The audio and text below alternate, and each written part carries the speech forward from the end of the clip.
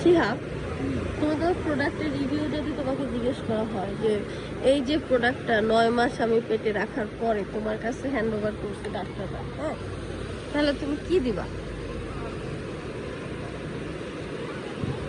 This is product হ্যাঁ, or I am product. I'm not sure. But why? এই যে এখন কি অবস্থা স্যার? মানে এই প্রোডাক্টটাতে মানে তোমার কেমন ইনভেস্টমেন্ট, কেমন খরচ হয়, মানে তুমি কি মানে যারা নতুন এই প্রোডাক্ট আমদানি করার চিন্তা করতেছে তাদের জন্য আর কি শিক্ষণীয় কিছু যদি বলতে চাও? শিক্ষণীয় কিছু না, যার যারে যে শেষে নিয়ে আসবে কোনো সমস্যা নাই। অর্থাও নিয়ে আসছে তো বিন্দাস, গো অ্যাহেড। মাশাআল্লাহ, আলহামদুলিল্লাহ, ওর রিজিক পকেটে নিয়ে আসছে। আমাকে তো কক্সবাজারও ছিল না। মানে আমাকে রিজিকে কক্সবাজার জুটছে। জীবনে ছোটবেলায় গেছো?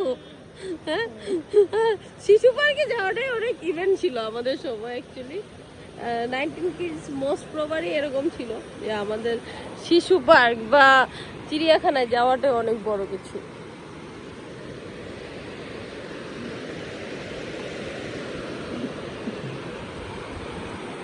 আমাদের তো মনে হয় ফ্রাইডেটা খুব হ্যাপেনিং হইতো। কেন? ওই সিসিং ফ্রাইডে তো দেখাইতো না, ফ্রাইডেতে মুভি দেখাইতো। আর হচ্ছে 7টা বাজে আলিফ লায়লা দেখাইতো, 10টা বাজে একটা ইংলিশ মুভি দেখাইতো। ওটা আমার নাম মনে নেই কি, তোর নাম মনে আছে? এক্স ম্যাক্স না কি জানি একটা দেখাইতো। রোবোকপ দেখাইতো, ম্যাকড্রাইভার দেখাইতো। মানে আর স্যাটারডে হলে Sisimpur and Bangla movie.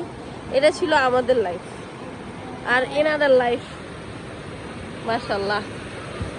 Actually কারণটা হচ্ছে কি, এখনকার বাপ মা হচ্ছে মানে আমাদের জেনারেশনের প্যারেন্টসরা হচ্ছে কেবল টিভির মতো অনেক এন্টারটেনমেন্ট দেয়। আর আমাদের সবার বাপ মারা ছিল বিটিভির মতো, যেটা সকালবেলা খুলতো রাতেবেলা বন্ধ হয়ে যেত। যাক, তাও স্যালিউট আমাদের বাবা মারা এত কষ্ট করছে দেখে আমরা আজকে এখানে বসে বসে এভাবে সাগর দেখতে পারতেছি। প্রত্যেকটা মা বাবারই যথেষ্ট কষ্ট হয় বাচ্চা পালতে, সেটা হয়তো বাপ মা না হইলে আমরা বুঝতাম না। এই তোমরা পড়ে যাবো, কি করতেছো? এটা ছুটে গেলে। সো স্যালিউট অল প্যারেন্টস যারা তাদের বাচ্চাদেরকে বড় করে ফেলছে, এখন ওল্ড এজ লাইফ লিড করতেছে। আমাদের সবাই ট্রাই করা উচিত তাদেরকে তাদের যেটা পছন্দ সেটা করতে দেওয়ার সুযোগ করে দেওয়া। কারণ তারা অ্যাকচুয়ালি তারা হয়তো আমাদেরকে